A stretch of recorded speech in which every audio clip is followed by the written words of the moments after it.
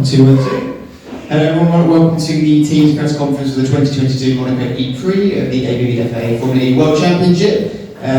First of all, let's start with a question for the three of you. The Gen 3 car was revealed last night. Initial thoughts? Start with James. Yeah, so a really important time for Formula E, a new generation car, it's an exciting time. I think the car definitely represents a new exciting chapter for Formula E. There's some really interesting features in the car. You know, no hydraulic rear brakes is going to be definitely a challenge and it's something exciting to get on top of from a technical point of view. Some real relevance there in terms of technology as well. The size of the car, I think, is really a great approach. It really supports even better racing. You know, with cars that are a good size to race closely, so I think that really addresses that opportunity really well. And obviously a step up in power. If you ask any Formula E driver right now, 250 kilowatts in qualifying, is that easy to drive? And it's not. And add 350 kilowatts and a front powertrain for regen, it's going to be an exciting car to drive. Thank you very much. That's James Barclay, of course, from Jaguar TCS Racing. Moving on from Alex Hui. What are your initial thoughts with the Gen 3 and how do you think the performance stats might change the racing we see here in Formula E? So obviously I think the car looks better than I expect from the visual image, and is really, you can see the real car is compact, and that's the aim, to provide a better racing in street circuit. And you know, as James said, the car is without hydraulic brakes in the rear because of confusion. I think that will be one of the biggest change for engineering setup and how the driver deal with the car. So I think most of the team, we're going to have the car rolling in the next 1 to 2 months, and we can't really wait how it works, but that will be a huge challenge for all the teams to get this up running before the next season with all the global supply chain issues and that everyone is dealing with. But I'm sure FIA, FDO and all the teams are working really hard together to find solutions, and I can't really wait for Gen 3, where we put so much effort in it. And so, as everyone knows, and we have a lot of restructuring in the last 2 or 3 seasons, and Gen 3 new regulations is a reset for everyone. And so we put a lot of effort and preparations ahead, and in the moment, in season 7, season 8, we try our best to rebuild the team, to build up the infrastructure. So we're ready. I can't really wait for us to put up a strong fight for Gen 3. Good to hear. And finally, Tommaso Volpe from Nissan. Thoughts? Well, not much to add. Definitely it's a great challenge. It's an opportunity to show the expertise on the implementation by all manufacturers involved. What is very attractive for us is the fact that the level of performance at the same time of regeneration, so efficiency, is the highest since the start of the sport. And what is impressive is what they communicated, that 40% of the energy needed for a race will be regenerated. So it's unique in motorsport. So it's great to be in Formula E in this moment, in this time of moment, to showcase the potential of electrification. So as teams all committed to the next generation Formula E, the Gen 3 car, how is the development of the powertrains going ahead of next season? Well, the car presents additional challenges all at the same time, from generation added on fast charging technology, more power, so definitely the development has presented many challenges, I think it's for everyone, but at the moment we are on track, and at the moment it can be officialized, the date of delivery of cars and everything, and we will do all together as a group, as manufacturers, FIA and FU. And Alex, the developments? Our development for the new powertrain is all on schedule. Obviously, there is quite a lot of changes between the fundamental technology is very similar, but it's coming from 250 kilowatts. So I'm sure that someone in there will be different concept on the grid, and who knows who will get it right, who will get it wrong. So I think this is also a quite interesting challenge. But up to now, I think we are quite happy for our schedule, and everything seems to be on time. Or there's some components got some supply issue, but they're not a big problem in the moment. I think we are quite happy for the schedule. Obviously, we expect the car to roll out sometime in June. and I think most of the team will do. And so yeah, we'll see how it works. But in the moment, we are also doing a lot of update the development for in season 8. There's a lot of knowledge that we would like to apply as much as possible between Gen 2 and Gen 3. So it all looks positive. And James? Yeah, so we've started the powertrain development for this car over 2 years ago now. So when you look at it from that point of view, we're actually quite a long way into the process. We're at the latter stage of that development cycle. You're right from concept through our early kind of development, and now the next phase is moving towards the on-track testing from June. So yes, for us it's about continuing some of the philosophies we have and pushing some bold steps to other areas. And what's exciting is the relevance we're seeing in Formula E to our future production cars, and that's we're starting to really see Formula E become a proof point, a real laboratory for EV technology. So that's something which we're seeing and excited by. But yeah, for us it's about taking what our know-how and learning from the last few years and evolving that into our first Gen 3 powertrain.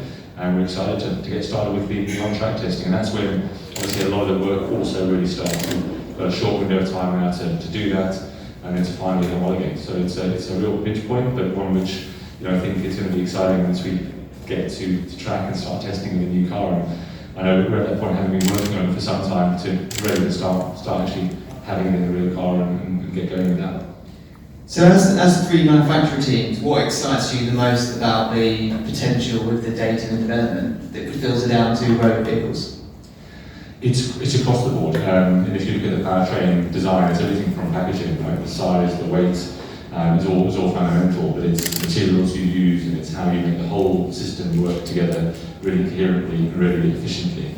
So there's a lot, and it varies in all areas. Software is a great example. We demonstrated that with the iPace with a 20 kilometre range increase from our learning on software development in the race team. So it is honestly across the board, but we always say software is almost like the aerodynamics in Formula 1. Software is our equivalent, and that's constantly evolving. So once we homologate the powertrain, so all the learnings in that hardware, absolutely important and really relevant. But then it's the ongoing gift is the software learning, how we improve and how we compete. It's such a competitive championship that you've got to continue to really evolve and develop through your season as well. Same question for yourself, Alex? Obviously, FI has set a very tough target for performance for Gen 3 cars. So the car is going lighter for big margin, and at the same time, humble to fun gen. So I think everyone can imagine how challenging the packaging and the weight will be. So I think one of the major challenges for us is getting the weight to the target, and there is also a trade between high RPM, low RPM, heavier and lighter motor for different efficiency trade. I think that is probably one of the biggest challenges in the powertrain side for in-car development. And another thing is without the rear brakes and the BBW in the rear, and now you've got the regen and under braking in front, understanding how the car behaves in the vehicle dynamics side will be one of the major challenges for everyone. Obviously, you can do as much as simulation as you want before you run, but I think for the braking things, and also we got a new tire supplier, and you can't really get a real answer before you really run the car on track. So I would say getting weight to the target, getting the sweet spot right, and also understanding the front regen, under braking, how it affects the car or vehicle dynamics will be very challenging for us. And Tommaso? Well, for us, more than the hardware design, as we said, is more the software, the control system in general. The vehicle efficiency management is something that is more complex to understand due to the double regeneration in the front axle. So the hardware design, at the end of the day, the moment you have specs, is something you do, and then you need to find a compromise between weight and efficiency. But what is very complex, what is going to be very complex to manage is the overall vehicle efficiency and the control systems. You need information about the time, rates, and things, and these all have a strong impact on the race format as well. The moment we know the race format, this has a strong impact in the way you have to use the car. So this is probably the most complex area that we need to address well to be competitive. Okay, James, we know that as of next season, Jaguar will be providing Vision with a powertrain. How closely will you work with the Vision team to develop that powertrain, and then how will that relationship continue once it's launched? Yeah, so a new experience for us, which is something we're looking forward to, and obviously that relationship was announced quite early in the process, but one we've really fortunately a great relationship together. So absolutely for us in the development phase, they have there's a testing allocation for the customer team, and that's something we're looking forward to working with them on. They're a great racing team, they've done a phenomenal job. Competing against the big manufacturer teams as well, and it's shown what a great racing team they are. So I think from our point of view, working together will make us both stronger. That's the aim, and I think it's an opportunity for us also to. We've seen it happen this year with manufacturers that have customer teams. It's 2 more cars, it's 2 more sets of data, and we've seen that come to play in some of the races over the last season and a half. So that's what we are looking forward to from our side, really fostering as well. So yeah, it's an exciting start. And Tommaso, Nissan recently took full control of the team. How did this development come to fruition, and do you see any further changes within the team? Well, not at the moment. Definitely we wanted to acquire the team also to enter Generation 3 in full control of the performance, also from the team operation point of view, not just for the car development. And what we can see is probably the strengthening of the coordination between the racing operations and the car development. That before was good, but being a company independent, of course, there was always something to manage. So we don't see any big changes coming up in the short term, but definitely the ambition is to have a consolidated synergy between the car development and the racing operation. Okay, thank you. Now going back to Rome, Alex, question for you. Neo scored a double points finish in the last the race in Rome. Obviously a great weekend for the team. How do you intend to keep this momentum and form going into Monaco and beyond? On Rome Sunday, it works quite well for us. We start in the back, we committed for a safety strategy. Having a safety car came on at the right time, and we were very happy for the first double point finish of the season. And but for me, I think sometimes you can't really control the result.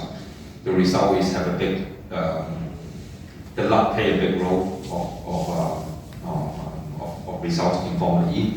For me, I think we can't really control, if we're lucky or not, but the main focus for the team is focused in improving the performance, because between season 7 and season 8, after the pandemic, we changed the regulation for having 1 homologation per 2 seasons. So we don't have any manufacturer testing between season 7 and season 8. So although, like us, we are playing a catch-up role in terms of performance, and it is quite difficult. You got some idea, you know that something can be better, but you don't have testing. So that's also slowing down your progress. So our major focus is focusing in understanding the car, keep improving the performance, keep improving the team, the process, because all our focus is Gen 3. So our major focus is still do it like the whole season, like a team rebuilding, development, a lot of software development you can carry over to Gen 3, like energy management, motor control, all these things are higher on Gen 3. So I think our focus is keep up our team building, restructuring, learning process. Result, let's see if sometimes you have a good result, but not means you did a good job. Sometimes you did a really good job, then you get a really bad luck. So we can't control it. So we are having full commitment, full push. You mentioned there about team building. Obviously, at the start of the season, and the introduction of Dan Tickton to the team. How has that been going? How's the relationship been working so far? Dan is actually settling down with the team quite well. You can see in the first race already in his case is very close to Oliver, who had lots of experience in the championship. So I think Dan gets used to how a Formula E car behaves, how to drive the tires, the chassis, the aero is quite different from what he used to in Formula 2. I think he built them quite good.